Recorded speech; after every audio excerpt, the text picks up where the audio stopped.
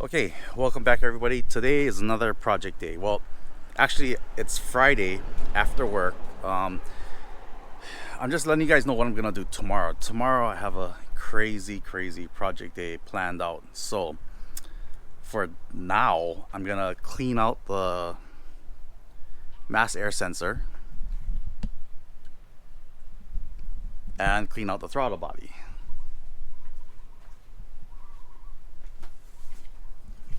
using this stuff. But tomorrow, I got a bunch of stuff planned. Um, I do have to get up at 5:30 in the morning just to get things going. Um, yeah, maybe around 5:30. Anyway, what I want to do tomorrow, um, I did pick up the aux beam from Amazon Prime Day, like I said. So we're gonna put that in. I also need to change out the shocks on the 4runner, the front shocks. I have an idea, so I'll show you the whole plan for that for tomorrow. Oh, the oil separator or oil catch can, whatever you want to call it. I have that planned for the Tacoma tomorrow. Oh, and geez, I have to pick up the tires for the Tacoma. I did go with the BFG's KO2s. I just like the way it rides, the way it grips the road, the way it handles. Overall usage is going to be street and sand, very light rocks and light dirt. So I don't need any mud terrains. I don't need anything aggressive like that. These are, well, this is the aux beam. We're going to do that. And I might as well do an unboxing now. Amazon stuff. So let's take a look at this one.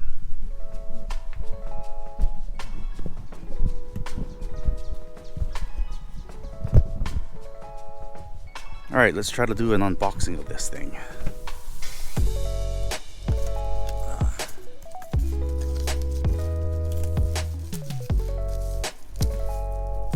I'll probably put the GoPro on my head mount tomorrow when I do all this, but just to show you guys what I have planned. Made in whatever that says. Corona land. Nah, just kidding. I'm just kidding. Don't hate. Whoa. Okay, so it comes with a bunch of these fittings.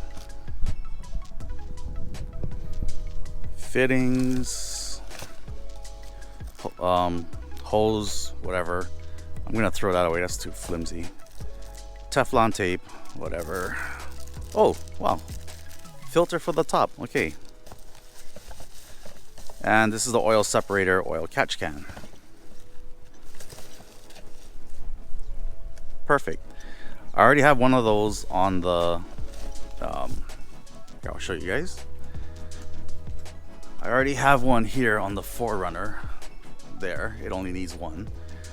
I already have one on the passenger side in here. We're gonna do the driver's side tomorrow. So yeah, I got all these things planned for tomorrow. That's why I need to start at 5:30 in the morning. A ton of things. Pull out the front suspension on the 4runner.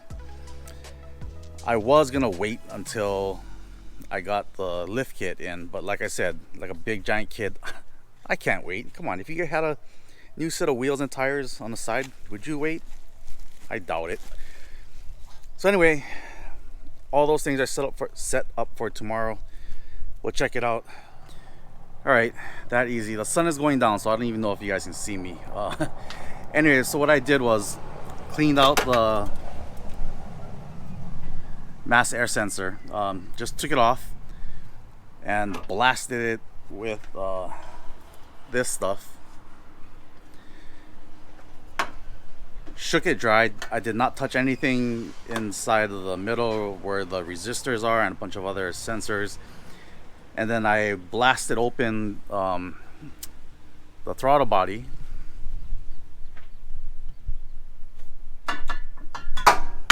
Whoa. And I like to do this maybe once a year, and that's to help with just overall maintenance and keeping the truck running good. Okay, that's it for today. Tomorrow morning, like I said, 5:30, we're gonna get an early start and do everything. All right, I'll see you guys in a couple hours. So the main reason for this project is the lower control arms are pointing down, and the tie rod ends for the steering are too far down, and it's decreasing my down travel, and it's making the ride a little on the stiffer side. But the stiffer side is from the Bilsteins anyway. So I'll show you guys what the arms look like.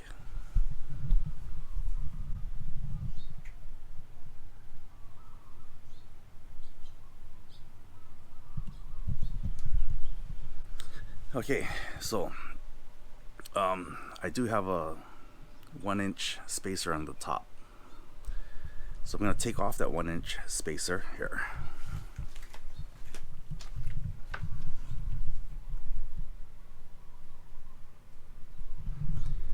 So my plan is to take off the 1-inch spacer, set the Bilsteins to the number 1 position. Right now it's on the very bottom position, which is the lowest, and it's supposed to be the stock height. Now these are the Bilsteins, whatever, 5100s with the old man emu springs. What they do is they take the same year Tundras are heavier coil, different spring rate, but the Tundras will fit. So they take the Tundra springs, put it on the Bilstein shocks, gives you the lift and a little smoother ride. I am only going to go on notch number 1. I don't want to go on 2 or 3. Having that much preload on the spring is really the bad thing to do. Your ride is going to be absolutely horrendous. So yeah, hopefully I can remove the spacer, put it on number 1. It'll lift the front maybe 1 inch or so, or ½ inch. I don't know, we'll see, and we'll go from there. All right, let's get started.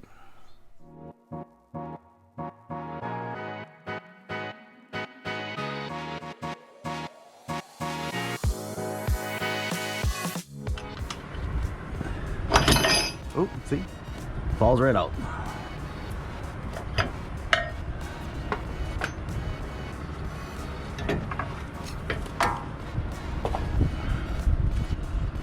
And there you go.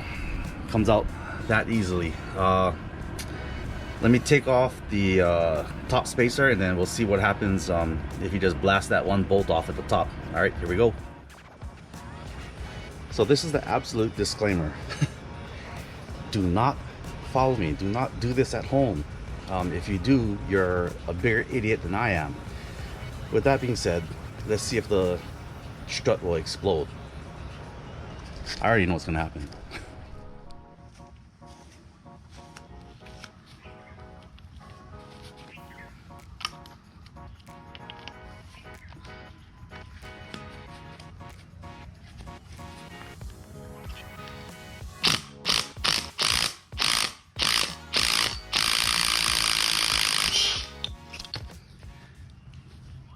Not bad, right?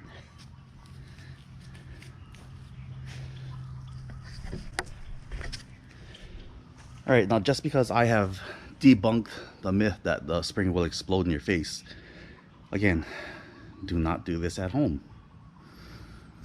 On with the build.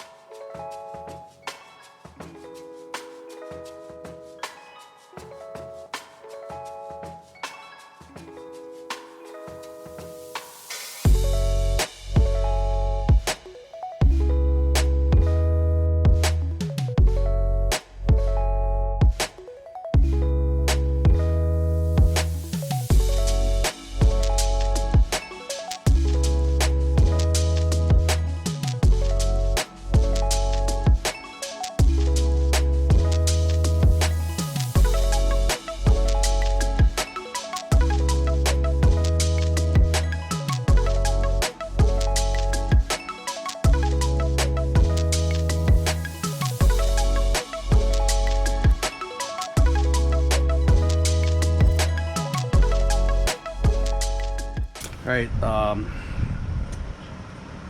passenger side is done. I just need to put the cotter pin in, torque it down, I'll put together the other side and we'll see the final result and see if I need to make any adjustments. Okay, everything is torqued down and the cotter pins are in. Now let me get the wheels on, get the truck onto level ground so I can torque, set the sway bars and check out if I need to make any adjustments, adding spacers, whatever on the height for the coils. Okay, let me move out the truck first.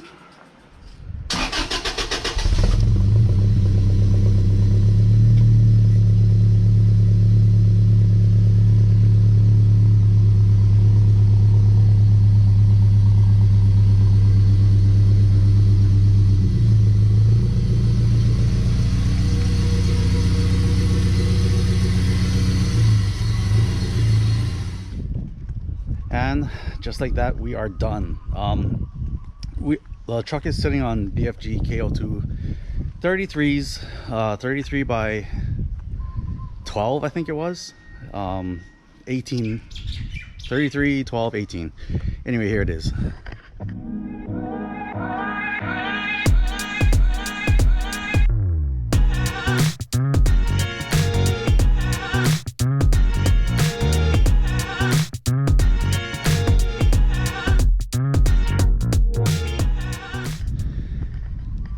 So I went for a test drive and it was actually really smooth. Everything came out perfect.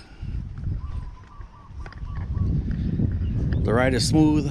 My control arms are pretty good.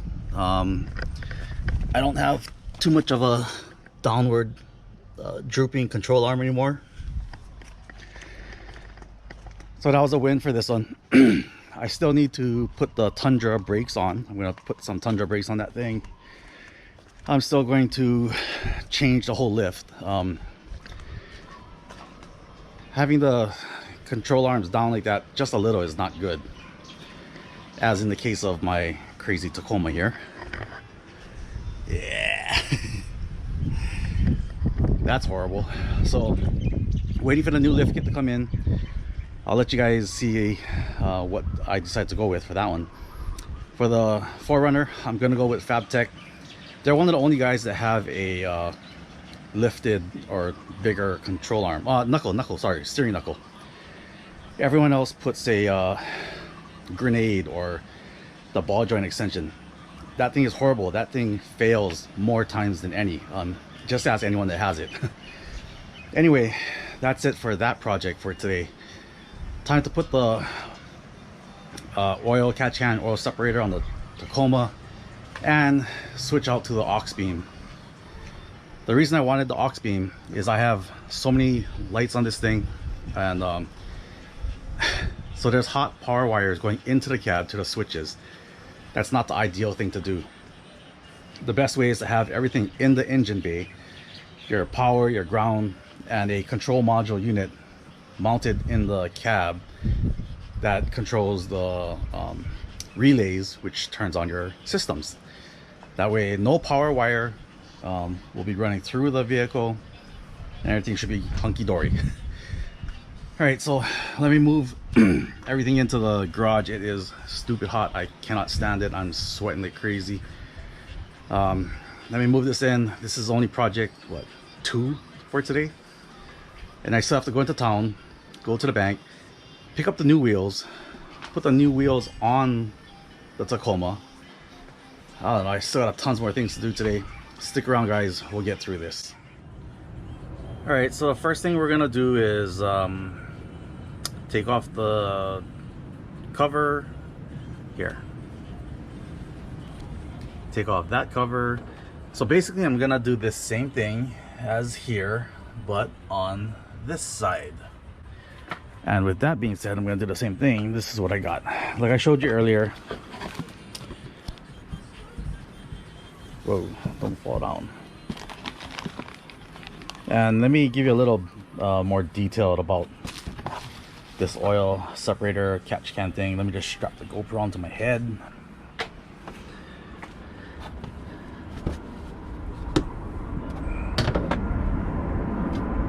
So we're going to be intercepting One of those. I gotta see which one it was.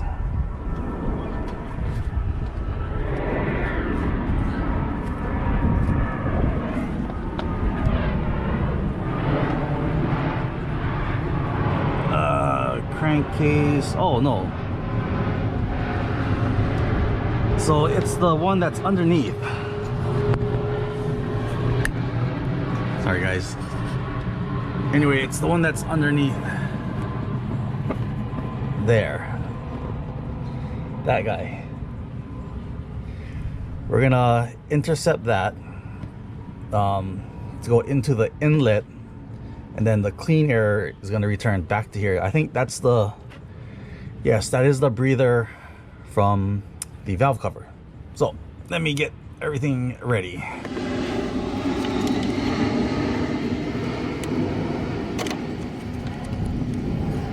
All right, so I think this is the one that we're going to be intercepting. This is coming from the actual valve cover.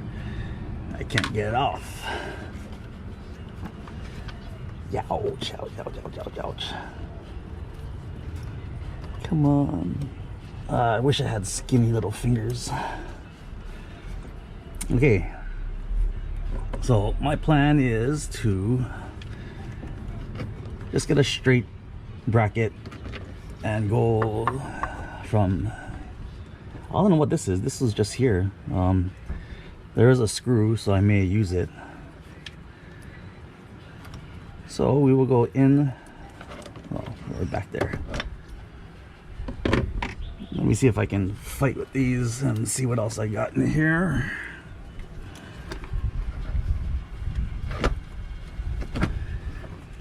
Well, I can't even see what's down there. These are the coolant lines, so I'm not going to pull those guys off.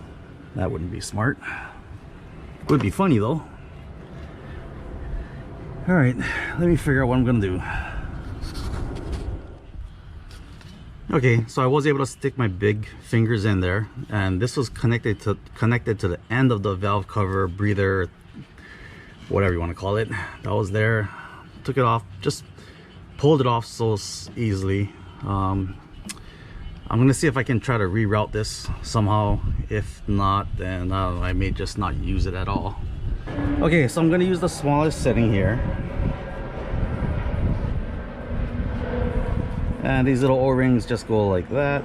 It's just to help stop any fuel, I guess, or oil or whatever you want to put on there.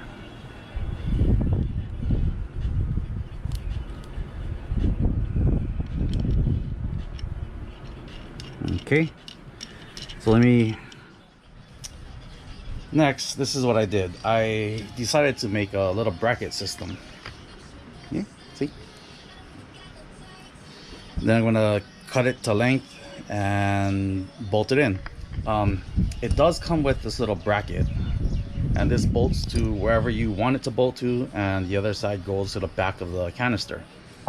Like I said, I did have a tap and die set. I did have some extra stock laying around, so I wanted to see if I could do it. Now what I'm gonna do is let's see, let me get up here. Anyway, I'm gonna need to make I'm gonna cut the other end, and once I cut it, then I can figure out where I want it to mount to. So let me take some measurements, and we'll get right back to you guys. Next step, put everything together, so let's put it all together. Okay, so I'm using the fuel hose that I have here, and I ran it from the valve cover way inside there. So the in from the valve cover goes into the in, the out goes back into the intake manifold. That way somewhat clean air goes back into the intake circulation system for the EPA.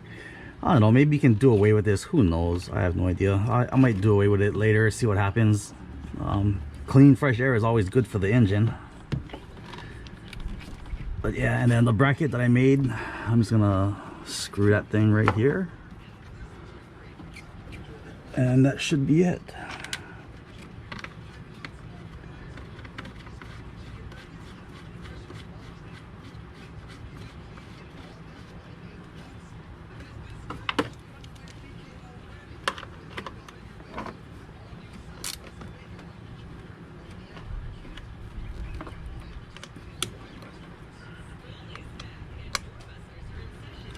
There we go, there's clearance, it's good. I don't need this anymore, I can just toss that. Put it back on.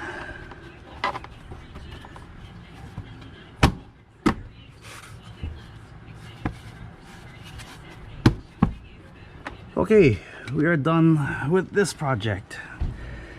So now I have clean oil filter catch cans on driver and passenger side. All right, what's next? I don't know, I can't think already. I need to drink something. All right, that's it for part number one. The suspension on the 4Runner is finished. The oil catch can is done on the Tacoma. Now for part two, maybe part three. I gotta see how far I can get to all these things. But here's a little rare occurrence. Dark clouds. So it actually might rain, which is good. Anyway, done with part one, on to part two. Thanks everybody, and I'll see you guys in part two.